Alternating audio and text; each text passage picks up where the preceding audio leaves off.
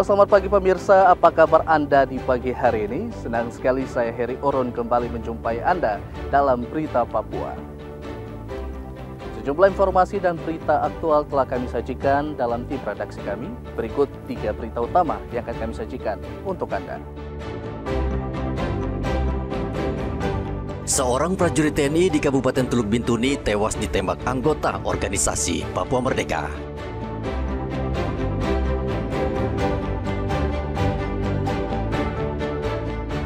KKB di Kabupaten Pegunungan Bintang kembali membakar sekolah.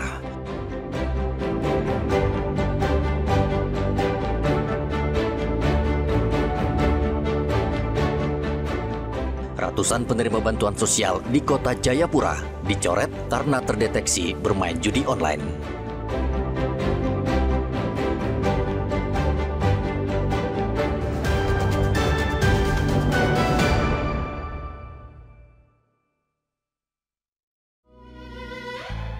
Prajurit TNI kembali gugur di tangan organisasi Papua Merdeka. Kelompok separatis pimpinan Demimos menembak mati Praka Amin Nur Rohman di Kampung Moyeba, Distrik Moskona, Kabupaten Teluk Bintuni. Penyerangan terjadi saat korban sedang tugas anjang sana atau kunjungan silaturahmi ke Kampung Moyeba, Distrik Moskona. Setelah menembak mati korban, kelompok separatis ini juga merampas 1 pucuk senjata milik TNI. Kontak senjata sempat terjadi selama 1 jam. Kasdam 18 Kasuari, Brigjen TNI Dian Hardiana mengatakan pihaknya masih melakukan penyelidikan dan ia memastikan pihaknya akan menindak tegas para pelaku yang menyerang aparat keamanan. Sedang dalam penyelidikan ya. Oke. Pasukan. Pak, mau berjalan dengan ketentuan yang berlaku. Siap. Terima kasih, Pak. Jenazah Praka Amin Nur Rohman saat ini telah dikirim ke kampung halamannya di Kebumen, Jawa Tengah untuk dimakamkan. Edi dan Riantonai melaporkan dari Teluk Bintuni, Papua Barat.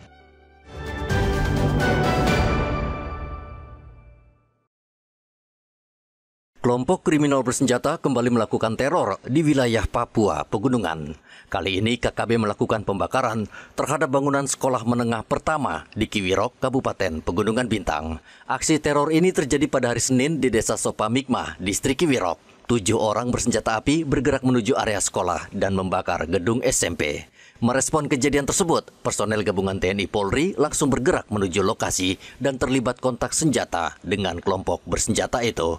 Berkat gerak cepat dan koordinasi antar aparat, tim gabungan berhasil memukul mundur KKB ke arah Kampung Kotobib. Bangunan lama SMP Negeri Kiwirok di Desa Sopamikmah, Distrik Kiwirok, Pegunungan Bintang telah dibakar oleh kelompok kriminal bersenjata Kodap 15 Ngalum Kupel. Melalui pantauan drone terdeteksi 7 anggota kelompok kriminal bersenjata membakar bangunan. Tim siaga operasi Damai Karten bersama TNI bergerak ke lokasi dan sempat terjadi kontak tembak. Dan kelompok kriminal bersenjata berhasil dipukul mundur ke Kampung Kotobib. Satgas Operasi Damai Karten beserta TNI melakukan penyisiran di sekitar lokasi. Situasi dinyatakan terkendali. Satgas Operasi Damai Karten beserta TNI juga menyambangi warga di Balai Desa Polobakon untuk memberikan himbauan keamanan. Aktivitas pendidikan di Distrik Kiwirok sejak tahun 2021 lumpuh dan dipindahkan ke ibu kota Kabupaten Oksibil karena situasi yang rawan. Pasca insiden, tim gabungan TNI Polri menyambangi warga yang mengungsi di Balai Desa Polobakon untuk memberikan himbauan dan jaminan keamanan. Hingga saat ini, Satgas Operasi Damai Karten bersama TNI terus melakukan pemantauan ketat terhadap pergerakan kelompok bersenjata, serta menjaga jalur keluar masuk distrik untuk mencegah aksi lanjutan. Riantonai melaporkan dari Pegunungan Bintang, Papua Pegunungan.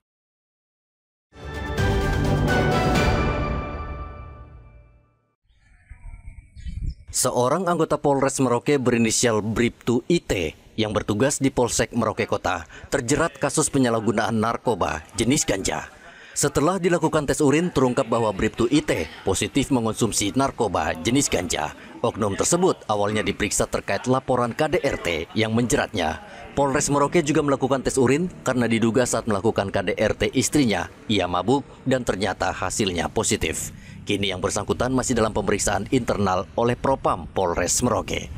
Penindakan terhadap salah satu oknum anggota Polres Merauke yang bertugas di Polsek Jadi awalnya ada laporan bahwa yang bersangkutan diduga melakukan KDRT. Kemudian sesuai dengan SOP, setelah kita amankan langsung kita laksanakan cek urin. Nah, dan ternyata dari hasil cek urin tersebut yang bersangkutan positif disinyalir mengkonsumsi narkoba jenis ganja. Dan kita masih dalami, yang pasti kami akan tindak tegas. Ya, tidak ada tempat untuk anggota yang melakukan pelanggaran seperti itu, apalagi narkoba. Sesuai dengan pandang bulu. Kapolres juga menegaskan akan terus melakukan tes urin acak dan menertibkan terhadap seluruh anggota yang nakal sebagai upaya membasmi penyalahgunaan narkoba di internal Polri. Muhammad Ridwan dan Rian Tonai melaporkan dari Merauke, Papua Selatan.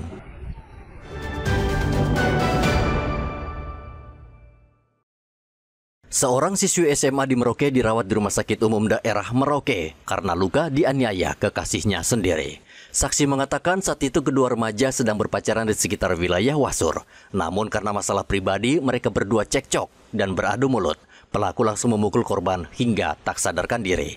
Korban langsung dibawa ke RSUD Merauke untuk mendapatkan perawatan. Polisi yang mendapat laporan langsung bertindak cepat dan mengamankan pelaku tanpa perlawanan. Gerak cepat, Satuan Reskrim SPKT dan Pawas mendatangi TKP dan berhasil mengamankan seorang terduga pelaku dengan inisial FM yang telah menganiaya korban dengan inisial MN, sehingga korban mengalami luka berat dan langsung dievakuasi ke Rumah Sakit Daerah Kabupaten Merauke. Pelaku kini masih menjalani pemeriksaan di Polres Merauke. Ia diancam pasal penganiayaan di Undang-Undang Hukum Pidana. Saat berita ditulis, korban saat ini masih menjalani perawatan di rumah sakit. Muhammad Ridwan dan Rian Tonai melaporkan dari Merauke, Papua Selatan.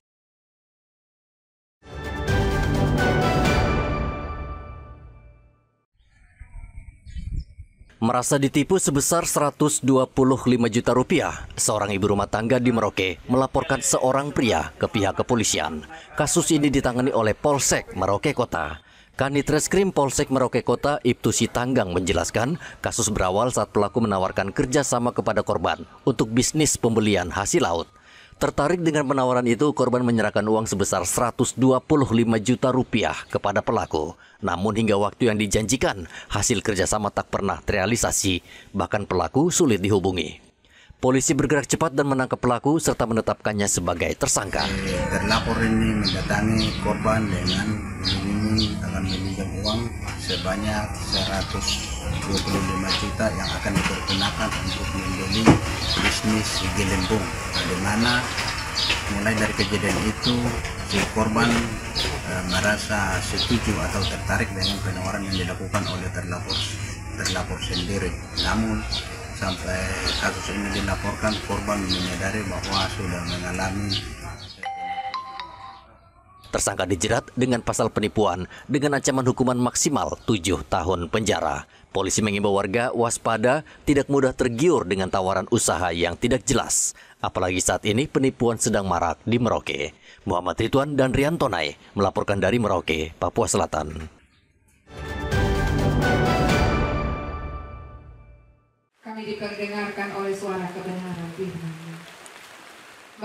Ibadah penguatan untuk mengenang seorang guru yang tewas akibat kekerasan di Kabupaten Yahukimo digelar pada hari Selasa. Suasana ibadah berlangsung hikmat dan haru di Perumahan Rolo, Koya Tengah. Keluarga Melani Miriam Wamea meminta kepolisian mengusut kasus ini dan menangkap pelakunya. Kami minta untuk keamanan di tanah kami, tanah Papua, betul-betul dijaga. Dan jangan lagi ada orang itu jatuh di atas tanah ini. Sekali lagi kami minta untuk pelaku kejahatan itu diusut tuntas oleh pihak kepolisian dan pihak kedua. Tuhan tetap menyertai bapak-bapak kepolisian untuk melakukan tugas ini. Tuhan akan membela bapak-bapak sekalian.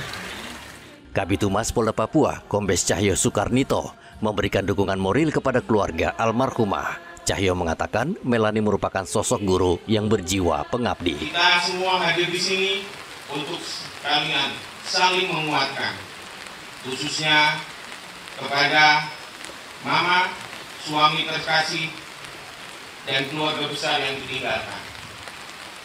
Tentunya mewakili pemerintah, kami akan melakukan evaluasi sekaligus terobosan dan upaya-upaya untuk meningkatkan keamanan dan menjamin keselamatan, khususnya kepada rekan-rekan tenaga pendidik, para nakes juga yang ada di seluruh pelosok Papua. Polda Papua bersama pemerintah kabupaten akan mengevaluasi keamanan para guru yang bertugas di pedalaman, khususnya di daerah rawan. Melani Wamea adalah guru yang bertugas di pedalaman Yahukimo, Papua Pegunungan. Ia mengajar anak-anak di kampung Holuon. 10 Oktober lalu KKB menyerang korban saat sedang menanam pohon di perbukitan bersama para guru dan siswa. Rian Tonai melaporkan dari Kota Jayapura, Papua.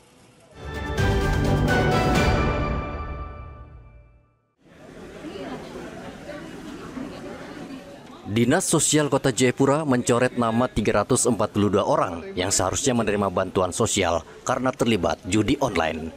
Berdasarkan data tersebut, Dinas Sosial langsung memblokir dan mencabut status nama mereka sebagai penerima bantuan, sehingga otomatis tidak akan lagi mendapatkan bantuan sosial. Kepala Dinas Sosial Kota Jayapura, Matius Pawara, mengatakan pencoretan tersebut berdasarkan verifikasi atau pengecekan pihak Kementerian Sosial. Ia juga menegaskan pemerintah akan bertindak tegas melindungi dana bansos agar bantuan tepat sasaran dan digunakan sesuai peruntukan. Diberinya bantuan ini kita berharap bahwa masyarakat juga bisa mandiri, artinya memanfaatkan kondisi ini dengan bantuan yang ada sebaik mungkin. Ya, kami berharap jangan sampai digunakan untuk hal-hal yang memang sangat-sangat tidak berguna, terutama dalam hal judi online. Ya, karena judi online itu memang karena dari hasil verifikasi pemeriksaan ada lebih 342 yang mengikuti judi online, sehingga yang mengikuti itu di-delete atau ditahan tidak menerima kartu itu. Matius meminta masyarakat tidak menggunakan dana bantuan sosial untuk berjudi, melainkan untuk pendidikan, kesehatan, atau kebutuhan pokok keluarga. Hendra dan Rian Tonai melaporkan dari Kota Jayapura, Papua.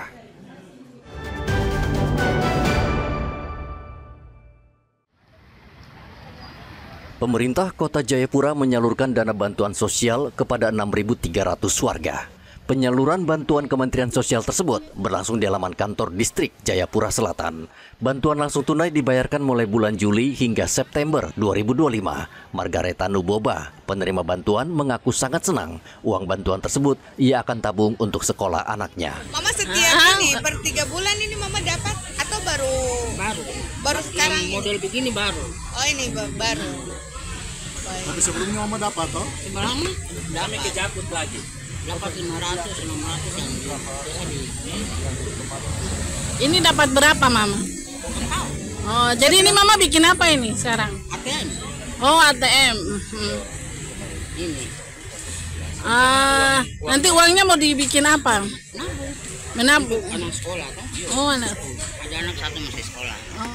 Penyaluran bantuan dalam bentuk tabungan sehingga langsung masuk ke rekening masing-masing penerima manfaat.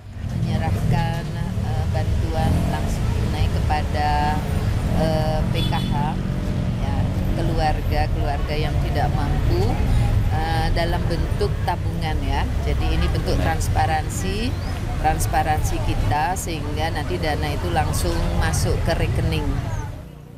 Pemerintah Kota Jayapura berharap penerima bansos memanfaatkan bantuan dengan baik untuk memenuhi kebutuhan dasar keluarga dan bisa membantu mengurangi angka kemiskinan.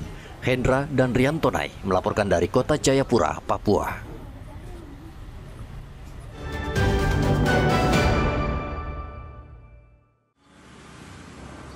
Seorang kepala distrik di Kabupaten Mimika melaporkan wartawan ke Mapolres Mimika. Kepala Distrik Jita, Suto Rontini, melaporkan wartawan media lokal atas dugaan pencemaran nama baik melalui pemberitaan yang menyudutkan dirinya. Kepala Distrik Jita tidak terima ketika wartawan salah satu media lokal menuding dirinya terlibat dalam kasus korupsi. Suto mempertanyakan tidak ada wartawan yang mengkonfirmasi pada dirinya terkait pemberitaan tersebut. Rekomendasi BPK atau arahan BPK itu setelah diaudit, ada temuan, mereka memberikan waktu. Arahannya itu 60 hari ke depan itu hasil audit itu harus dikembalikan. Jadi sebelum 60 hari itu saya dan bendahara kita sudah kembalikan temuan atas pembayaran perjalanan, kelebihan pembayaran perjalanan dinas. Nah, jadi ketika ada media yang menyampaikan itu, kemarin saya sempat baca juga yang bilang bongkar kasus. Tidak ada kasus korupsi yang kita lakukan. Temuannya sudah kita kembalikan. Terus kasus korupsi apa yang mau dibicarakan?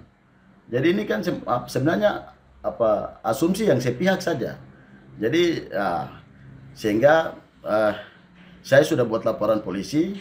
Saya lebih fokus kepada pencemaran nama baik saya secara pribadi. Kepala Distrik Jita Sutorontini juga memastikan dirinya telah mengembalikan kelebihan anggaran perjalanan dinas sebesar 272 juta rupiah sesuai hasil temuan Badan Pemeriksa Keuangan. Suto menjelaskan bahwa temuan tersebut bukan merupakan indikasi korupsi, melainkan kelebihan pembayaran perjalanan dinas yang terjadi berdasarkan hasil audit rutin BPK dan telah dikembalikan sebelum batas waktu 60 hari sesuai ketentuan. Igo Batmomolin dan Riantonai melaporkan dari Mimika, Papua Tengah.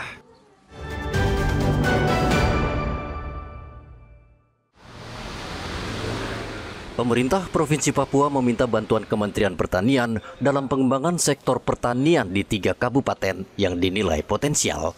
3 kabupaten itu masing-masing Kabupaten Kerom, Jayapura, dan Sarmi. Ketiga kabupaten itu dinilai masih banyak lahan kosong yang harus dimanfaatkan. Gubernur Papua Matius Fakiri pada hari Selasa bertemu dengan Menteri Pertanian Amran Sulaiman di Gedung Kementan Jakarta agar sektor pertanian di Papua mendapat perhatian. Pertemuan yang berlangsung tertutup itu membahas tentang pengembangan 4 komoditas unggulan, yaitu padi, kakao, kopi, dan sagu. Pertanian khususnya petak sawah, kemudian kakao, tadi satu ada 4 item ya, petak sawah. Itu kita akan membangun di Provinsi Papua. Kami ada 3 kabupaten yang kayaknya cocok untuk kegiatan-kegiatan itu. Di Sarmi, di Kabupaten Jayapura, di Kerom. Ada juga nanti di Sarmi, dan kami lihat yang ada di daratan ini, sehingga ini mempercepat pertumbuhan pertanian, dan tentunya ada beberapa hal yang nanti diperbaiki. Menurut data Kementerian Kehutanan tahun 2025, lahan yang belum produktif, lahan sisa perkebunan, dan lahan kritis jumlahnya mencapai sekitar 4 hingga 5 juta hektar. Jutaan lahan ini akan dikembangkan sehingga menjadi berguna bagi masyarakat di tanah Papua. Keberhasilan memanfaatkan lahan kosong saat ini terjadi di Merauke yang sukses mengembangkan potensi pertanian padi dan menjadi lumbung pangan nasional. Arthur dan Riantonai melaporkan dari Kota Jayapura, Papua. Pemirsa, informasi tadi mengakhiri jumpa kita dalam Berita Papua. Saya Heri Orun mewakili seluruh kerabat kerja yang bertugas mengucapkan terima kasih atas kebersamaan Anda. Selamat pagi, selamat beraktivitas, dan wanyambe.